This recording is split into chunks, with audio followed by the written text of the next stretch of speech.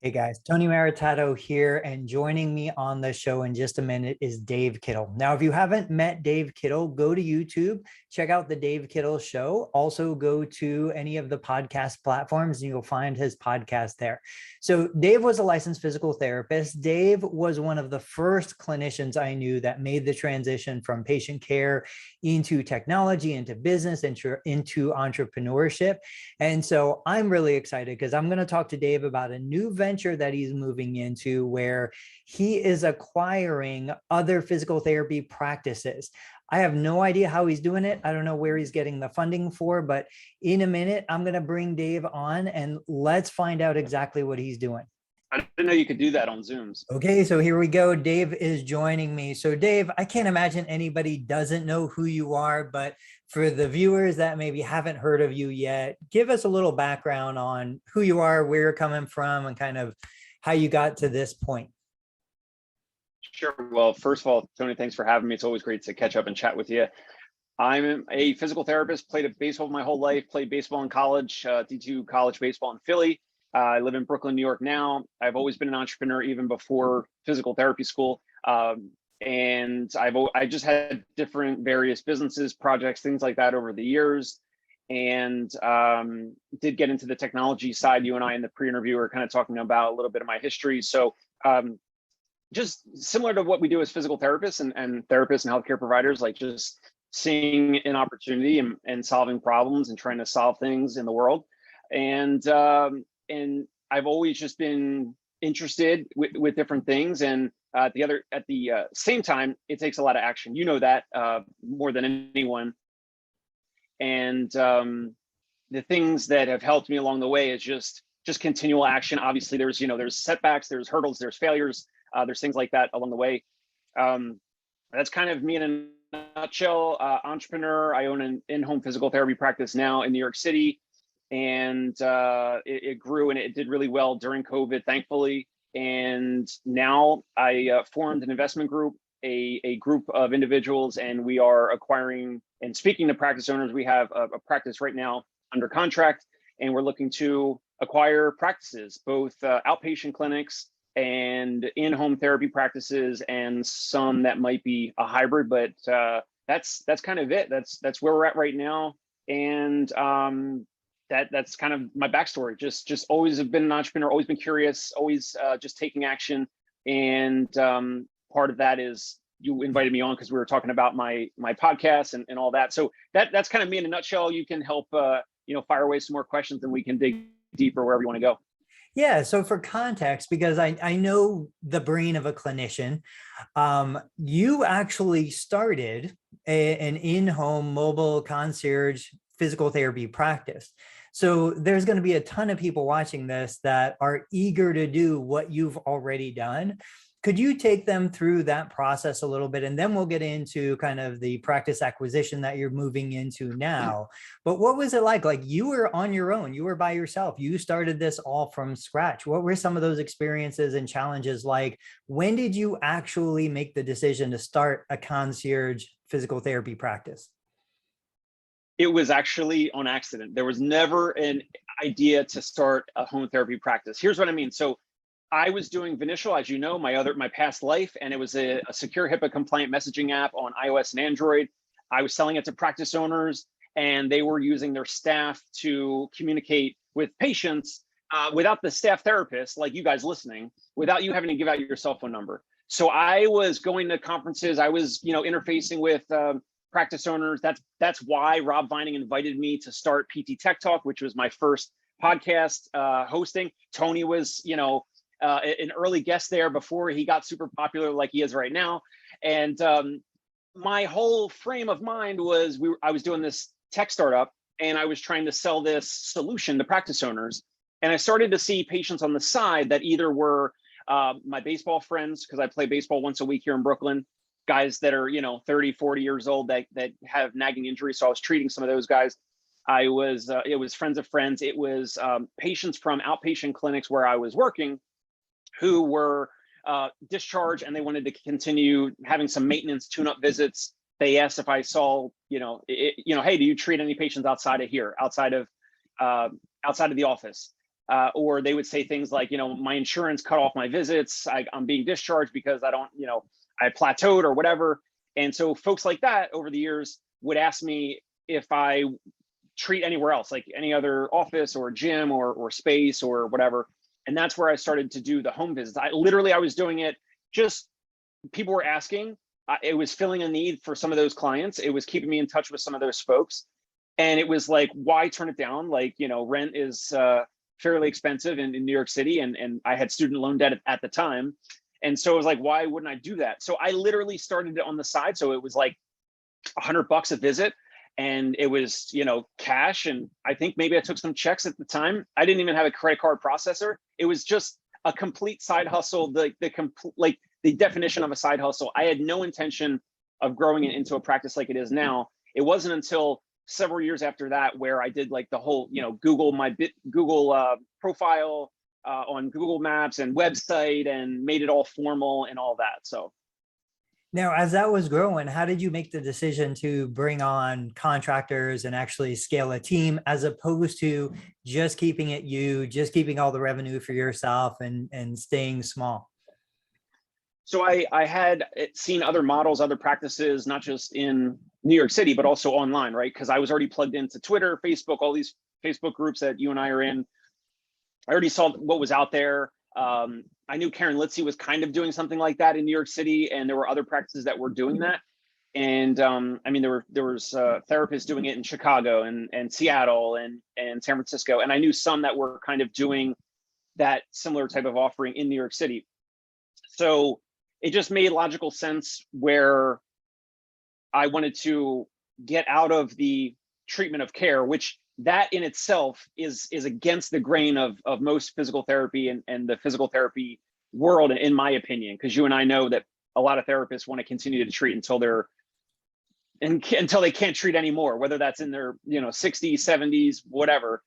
That is a little insight, I think, maybe into just my entrepreneurial background. So I didn't want to be the one always treating. I didn't want everyone to be saying that they had to go see me or ask for me, if that made sense. So at that point, I had folks that I knew, other therapists that were interested in learning how to do it, or they were not as good as me with the marketing or the sales conversations in terms of like, why would someone pay us out of pocket? Yes, it's convenient, but why would someone pay out of pocket when they already pay $500 a month or $1,000 a month towards their premium for insurance, to then not use those insurance benefits and pay someone out of pocket as a physical therapist? So it just made sense. Like that's just where I'm from, and I just knew that to scale anything, once I realized like this is something that's scalable, and I was getting away from Vinicial, and that was I had a bunch of tech issues, so we kind of scrapped it. I kind of walked away from it. So at that point in that transition, that was where I needed and wanted to bring on independent contractors. I could scale, I could cover a larger area, 5 boroughs of New York City, and I'm not going to do that myself. So I needed other folks. And even still to this day, you could ask me that same question. Why do any physical therapists come to you now, especially like ones that have 10 years of experience or more? Some therapists that are independent contractors, for me, it's no different than Luna or Zell. They have their own LLC or PLLC, but they come to me, or they go to Luna or Zell or whatever. And ultimately, I think it goes down to they probably don't have the same marketing chops. They just don't have the ability to get that awareness and that inbound funnel, because otherwise they wouldn't need me. Right. Now, what I love, and the reason why I wanted to get you on today, was you bring so much experience, practical real world experience to this. You bring the experience from working with Vinicial, or say the name of it. Vinicial, you said it right. Yeah, Vinicial. Or Vinicial, it doesn't even matter. Coming out of tech. You've got the experience of starting a mobile concierge practice from scratch. You've got the experience of scaling and dealing with contractors and building the team. Like, you've really been through so many of these seasons of growth that so many other clinicians either have seen or had experience with or haven't even stepped into. And now what you're doing, and I love the YouTube channel. Now, I'm a bigger fan, obviously, of YouTube than I am of podcasts. I use YouTube like a podcast platform for myself, my personal consumption of media. But with the Dave Kittle show, you're bringing so much of this real world information. It's not theory. It's not, pie in the sky. I mean, you lived it. And so you have your own business, you've coached other clinicians, you've seen them go through the growing pains. So now fast forward to where you are today. What made that decision for you to say, okay, I've done all of this. Now I want to look at acquiring and growing in this capacity. Like I don't know anybody else out there who's doing what you're doing. Tell me about this in more detail. And there's so many ways there's more than one reason. I think ultimately the root cause of like my efforts in businesses, I saw my dad and not my mom did better in business and has done better in business, but my dad as a manual laborer with his own tree service, one or two trucks, one crew of guys that was kind of a revolving door over the years. And he always wanted to do everything. So he kind of had that same type of an ego mentality, like many physical therapists, that they have to do everything. So my dad kind of is semi-retired, but he's kind of still doing it. It's unbelievable. And he's 68 years old. So he wants to cut everything. He wants to do everything. He wants to clean up the yard. I mean, it's just unbelievable. Nobody else can do it as well as they can do it. That's what I saw even when I was making cash under the table summer jobs with him when I was, I don't know, 11, 12 years old. And even then, and he's making us carry heavy, hard plastic, like slabs so that he could cut trees and drop them on the yard and like not make dents on the yard. And I remember carrying those things like it was yesterday, saying, first of all, I'm never doing manual labor in my life, like in the future. No, like whatever I have to do. Oh, school, like, okay, gotta do whatever I gotta do to not do this. And then also I would say things to him like, Dad, like, how come we don't have like, you gotta have like more guys, more trucks, like more of a crew, all that, like bigger. That is just my DNA. Like I was just always bigger.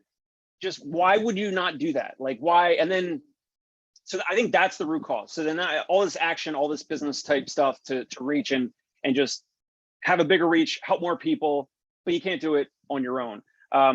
That's kind of like the onset. So now fast forward to your question of why the acquisitions is because there's motivated sellers out there, there's consolidation, and I see an opportunity, and my group sees an opportunity where we can potentially acquire practices that have great reputations, that have been in the certain neighborhoods for 10, 15, 20 years.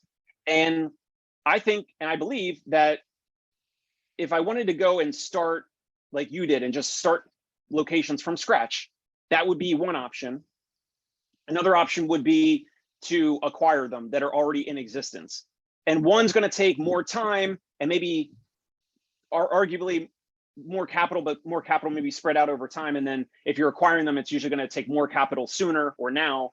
But you kind of fast forward, you get the whole patient list, you get the whole reputation, you kind of assume a lot of those past experiences, the past notoriety and reputation of the practice. So I just see that from studying and learning about Warren Buffett and learning about Tillman Fertitta, the guy that bought the Houston Rockets, and he's bought like 500 or 1,000 restaurants like Landry's and all these other restaurant chains.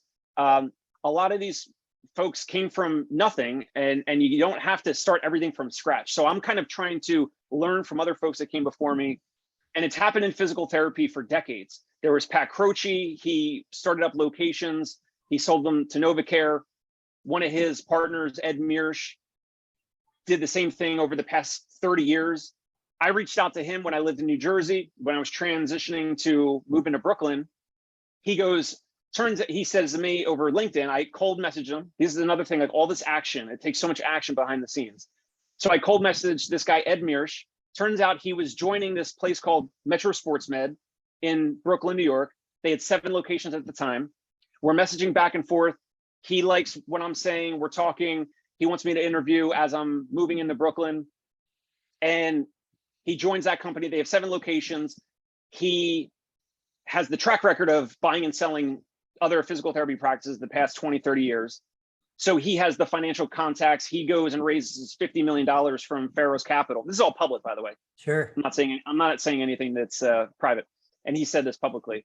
And he went and raised $50 million of private equity money. And they went from 7 locations to 100 owned or operated in like 3 years. It was like 2 or 3 years. But there's an email from me to him in like 2014 where I'm joining the company. He wants me to be a clinic director, which is eventually what I did, and a treating therapist.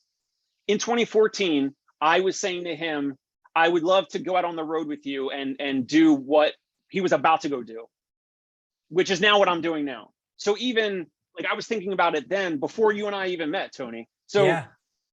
I've seen what's possible. You don't have to go and recreate the wheel. You don't have to create everything from scratch. Therapists that are watching this, if you're looking to do mobile, let's just say, you don't have to start from scratch. You can acquire a practice that's already up and running. All you have to do is cold message, cold email, cold call, cold intro someone on LinkedIn or Facebook, send them a paper letter. I've sent so many. Here's one that got sent back, but I send that paper letters to owners. We've sent thousands and thousands. Man, I could go on and on about it, but the big opportunity is growing through acquisition rather than growing organically. And obviously we're going to look to organically grow each practice that we acquire, because we're probably going to be able to find places where they're not operating optimally, whether it's the marketing, whether it's the full plan of care, or whether it's whatever, those types of things. So that's kind of like a long-winded explanation, but the whole approach is growing through acquisition. I don't know if I'm going to buy physical therapy practices forever, but knowing what I know now, I will probably be buying businesses forever. And there's so many other folks that have done it. You don't have to be a specialist even in that world. There's people that buy and sell physical therapy practices. They're not even licensed physical therapists. It's just wild. There's just so much opportunity out there. So you can see me getting all excited because I'm trying to give you like a little bit of the context of the background. And then I'm trying to give you an idea of like what's in my head now. And then this is just the type of energy that came out when I was trying to interview board members and get folks on my team. And then that came to fruition over the past couple of years. So that's kind of where we're at. And the idea is to just have the in-home physical therapy practice as like the platform company. That's kind of where like my proving ground, like that's, here's this thing that I, built from scratch. But now it's like, let's go acquire some things. Let's get to some reasonable amount of scale sooner than if we just went and try to start everything ourselves. Well, it's just like you said. I mean, I remember, we started back in 2001. I remember seeing Athletico, the growth of Athletico. I remember seeing the growth of NovaCare and US Physical Therapy. I've talked to multiple companies that are looking at either organic growth or growth by acquisition. What I think is unique is you're one of the first ones that are really even considering like mobile practices. I've talked to a couple larger mobile practice owners, 10, 15, 20 years ago, it was unheard of to think that somebody could grow a mobile business to the point that they could exit or join in a partnership agreement with an acquiring body. And so with that, knowing kind of the direction that you're going, and it's not exclusively mobile, but I think there are a lot of people out here who would love to hear a little bit about kind of what is it that you're looking for. Now, going back 10, 15, 20 years, the model used to be you're going to start a business, you're going to grow it to multiple locations, you're going to grow it to 5 million in EBITDA, and you're going to, get to a point where you were an acquisition target. We've had that happen here in Ohio locally. We've had that happen down in Sarasota where we started. But for you, for somebody sitting on the other side of this screen, listening to this right now, what are some of the things that you're really looking for in a potential acquisition target? Like, what should they be focusing on? Something really great that you had mentioned, and I love the Dave Kittle show because I've been watching it and listening to them. Appreciate and this that. is the mistake that I make on every single business. As a small business owner, I want to minimize tax liabilities. I run every expense humanly possible through my business. And so as a result, my profits look like nothing. And because of that, I run into, challenges trying to leverage, trying to get loans, trying to sell a practice. You mentioned the importance of showing profitability. Yes, you have to pay tax on that money, but there's a huge advantage to that. So what are some of the things, 2 things, 3 things, 5 things that you would love practice owners to know, think about, consider if they have that idea in their head to say, hey, I'm going to grow this, I'm going to build it, and maybe I'm going to look at selling it? Well, couple things. I want to come back to that piece of content you saw me because you saw or listened to, because I got a lot of heat from that. I got a lot of practice owners that reached out and they were really mad about that example, the practice A, practice B example, the Yeah. spreadsheet example I gave. That means you were doing it right. Right. So investment criteria. If we're looking at an outpatient physical therapy practice, our investment criteria, we would love the revenue to be $1 million or more per year, 25% profit margin. So that would be 200 grand, 250 grand of net income. Now, if you're showing or declaring 15 grand of net income, then that's something that I just put out today that on the podcast, which was a whole presentation, a slide presentation with no pitch, nothing to sell you, but it was about ad backs. So the ad backs are going to be Tony, if we were buying Tony's practice, he's going to say, okay, well, there's all the, there's tens of thousands, or another owner told me, $100,000 or $200,000 per year of ad backs, meaning owner perks, which are things that would be now profit for a buyer for us if we bought the practice today. We bought the practice today. They say, okay, here's an extra 100 grand or 200 grand that would not be on your books because it could be the family has 3 cars going through the practice. They have gym memberships, the family cell phone plan, all of these as write-offs and deductions that makes the tax liability look smaller. All of those would be their owner perks and typically legal and totally fine. But that's why an owner might show really, really small net income, but then they need to show us those ad backs. So after the net income plus the ad backs, it's basically like adjusted EBITDA. So 200 grand or more in adjusted EBITDA. Ideally, we're speaking to other practices that are 300 or 400 grand in adjusted EBITDA per year. So that's kind of like our sweet spot right now. If you're at that size and you have that amount of EBITDA, then that will typically mean you have like 4 therapists, 4 FTEs or more. You have 1 or 2 or 3 front desk folks that are great with the patient experience. They're answering the phone. They're providing great patient experience, and the owner possibly treating 0 to 2 days a week. So meaning not treating at all, which would be great because then that will de-risk it for us. If the owner is treating, that's fine, but we'll need them to kind of help us in the transition, which means at the very least sticking around for 3 to 6 months. But if they're wanting to leave and they're currently treating patients now, then we would need to kind of recoup. How do we talk about that money that we would then lose, the revenue money that owner's producing by treating patients? So if they're not treating patients, like for example, I just interviewed Jamie Schreier on the podcast yesterday. Yeah. When he sold his 2 locations, he was not treating at all. And therefore he was able to get 100% cash down at the close, 10% held in escrow for a year, and then he got that extra 10% after a year. So basically he got 100% cash at close because he was already out of the practice and everything was operating smoothly. There were systems and processes and training and leadership meetings and staff meetings. All this stuff was already organized. Therefore, any buyer, you can negotiate harder or more firmly with a buyer, and a buyer will have to pay more for that. As opposed to a practice, it doesn't matter, in-home or outpatient. If the practice owner is treating 4 or 5 days a week and has a full caseload, then that's going to have to be factored in, either replacing that income, replacing that revenue that's produced, or that owner's going to have to continue to treat for 3 or 4 or 5 years potentially, while they make a salary, but now there's new owners, us or some other buyer. Right. Now, are you finding, and this is a question, we kind of discussed it when you and I met recently on your show, when you interviewed me. How are you managing, or what are you looking to do for the liability risk of taking on a practice where, you don't necessarily have control over the documentation and the stuff that had been happening over the last year, 2 years, 3 years, yet you assume the liability when you take over ownership? What are some of the things you're doing for something like that?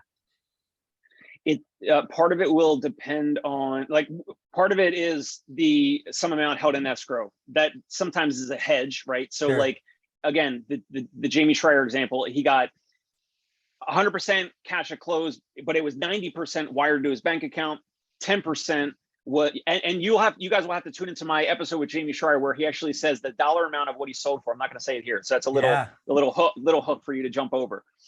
So he had the 10% held in escrow. That was what they agreed upon. So that 10%, that amount potentially might cover X amount of Medicare dollars, retro payments from Medicare, if there was poor documentation not substantiating the medical necessity of that treatment that happened 3 months ago, 6 months ago, a year ago, from dates of service that obviously happened well before the change in ownership, right? So that's one way.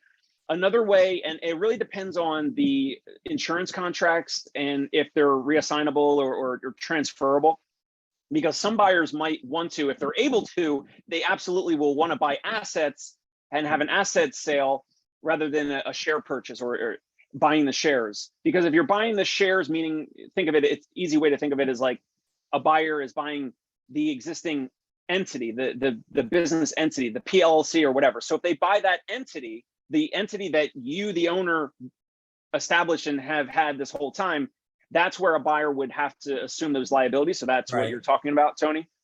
If they're able to buy, maybe it would be easier to think of like if there was no insurance contracts and it was just like a private pay physical therapy practice, then it would actually, I don't think it would make much sense for a buyer to buy the PLLC of that cash practice, because then you can actually step away. You could just buy the assets and then you draft up with your lawyers, you draft up the agreement, and the assets would be the book of business, the past patient list, the medical records, all of those types, the physical assets, which I know you say aren't really worth much, the equipment and everything, whatever other assets, the logo, the website, the brand, the likelihood and image and all that type of stuff.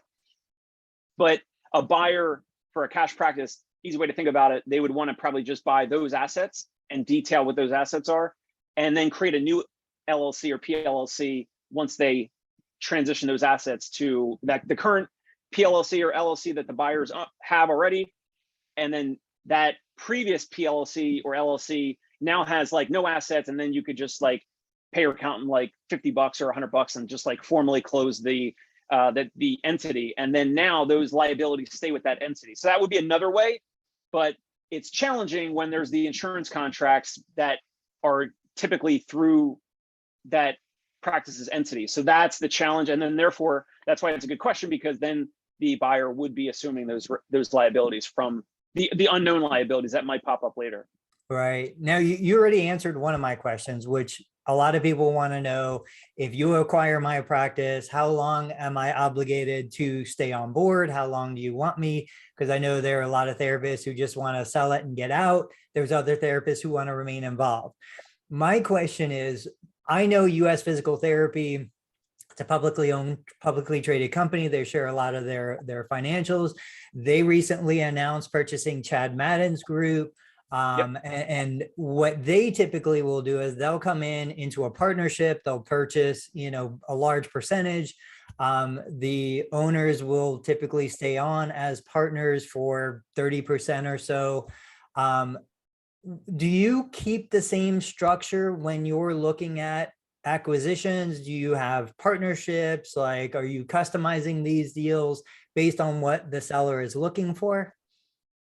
Definitely customizing them. I think there's many ways that the current owners, all the owners that are here that still have practices somewhere in the country, they've been contacted by every corporate. So if they're still in existence on their own, then that means that they probably want to continue that way. They just want to continue, which is fine. Right.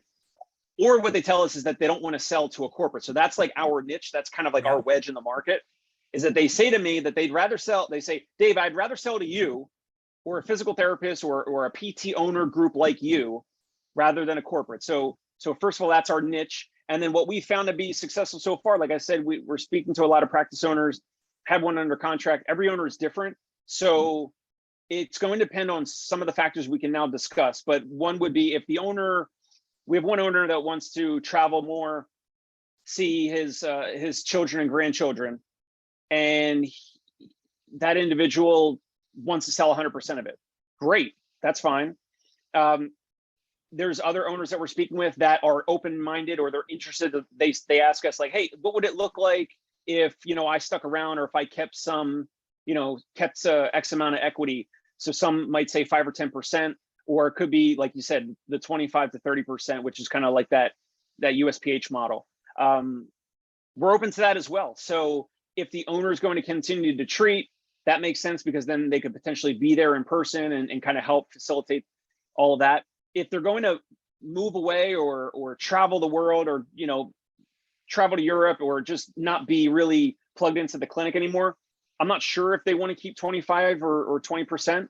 If they do, we're open to that as well. So we don't have a cookie cutter like model right now where a lot of the corporates do. So that's another, like, the things that we say to practice owners, we mean it, we're genuine, we're flexible with what they are looking for. And that's how we kind of start the conversations in the beginning. It's like, first of all, like, why did you respond to my letter that we snail mailed you, we sent in the mail? Or why did you respond to my LinkedIn message? So that the first thing is like, why even respond? Because like, obviously some owners don't even respond. So the first thing is like, because my marketing brain is like, was it something I said in the letter that, was it something that was good that you like? Because then I need to reproduce that and do more of it. Or was it something like that they were thinking about it or whatever, and then like we happen to, connect with them at that point. So every owner is different, and that's going to be part of the conversation. So first thing is like, why are you buying? Why are you interested in selling? Why are you even responding to this? And then it would be something like, in the course of conversation would be, okay, so like, wave a magic wand. If we acquired your practice today, what do you think you'd be doing? Like all this needs to be planned ahead of time. Like, what do you want to be doing? So some owners are looking to just take some chips off the table, is what some of the owners tell us. So that means they might want to sell 60, 70, 80% of it, but then still keep a meaningful amount of equity. So we're open to that as well. Every owner is different. And what's so interesting about it, that I don't think people really discuss enough, is you have economies of scale. Like there are entrepreneurs that can bring a business to a certain level. I'm one of them. I can get to 1 million, but I kind of peter out at that point. Like, I don't have the experience, the knowledge, the skill set to take it from 1 million to 10 million. You have the economy of scale in that as you're bringing these businesses together, you have efficiencies that an individual provider can't have. So even if nothing really materially changed in the business, you bring a huge advantage to anybody that wanted to kind of come on the team with you guys, and we saw that when we had multiple clinic locations. If one went down, the other 4 went up, and we kind of balanced each other out. So I think there's huge advantages in something like that, while gaining the benefit still for the owner that still wants to be involved. But that being said, are you guys limited to the state of New York, to a certain geographic area, or are you opening and scaling anywhere? Right now, we're focusing on New York, New Jersey. There's only, focus. You need to have focus for this type of a thing. So I'm on these different broker email lists, and I get emails every day. I mean, it's unbelievable the amount of businesses that are literally probably multiple times a day. I'm getting emails, and it's like, Medicare practice for sale in Texas, Medicaid or outpatient physical therapy practice for sale in California. And it's like always different revenue numbers, different asking prices, and you could go in there and talk to the broker and sign some documents for like an NDA and that and whatnot. It's unbelievable how much is for sale. So there's just a lot of opportunity, but with that, there needs to be focus. And so because of my physical reach right now is just, let's keep it focused on New York and New Jersey. Also, we're speaking with different, and that kind of segues into the capital structure, but we're speaking with folks that are like interested in what we're doing. They see what we're doing. They're reaching out, trying to talk to us about either equity investment or debt investment. And those types of folks also will want a focus. So it would be, it just wouldn't make sense if like, I'm saying like, oh yeah, we're going to buy like this location here in the city, we're talking to this owner, but then we're also talking to an owner in Maryland and in West Virginia or Florida and Texas, and like just for one, $1 million practice in each of those locations, like it wouldn't make sense. Yeah. Well, listen, there are 1,000 unanswered questions, but that's slightly by design. I want everybody listening and watching this far in to go find your YouTube channel, The Dave Kittle Show. I want them to go find your podcast on iTunes and wherever podcasts are distributed. I'll put your contact information in the description below this, but is there anywhere else people should come to find you and find the content that you're sharing? No, YouTube is great. I don't care about views. I'm not trying to be the next Mr. Beast, because I only need one or two or a couple owners here and there to see me on YouTube. And part of just doing the YouTube, as you know, and you mentioned YouTube and why you're doing it, but I'm doing it because of the Google SEO and for more owners to find us that way in the future. Because otherwise it's like a lot of these conversations, I'm interviewing owners and brokers and M&A advisors. So like, yeah, you could just listen to that on iTunes or Spotify. So I don't even care about the amount of views, but I am sharing slide presentations, charts, financial examples. So the YouTube would be a good place to kind of understand more of that. But also, if you wanted to listen on the go, you could listen to it on iTunes or Spotify. We don't have, I do own davekittle.com, but I don't have, I would need to outsource the build out of that. So I need to get that built out for like a personal brand website. So I don't have any website there to point someone to. Awesome. Well, I'll go ahead and share those links. I already took more time than I told you I would. All good. Dave, All I good. just want to say what you're doing is amazing. I wish we had more clinicians / entrepreneurs in the profession like you, because you're really the one that's making a change happen that's going to lift all boats. The rising tide lifts all boats. So thank you so much for coming on and meeting with us. Thank you so much, Tony. All right, hang out there. I'll be right back.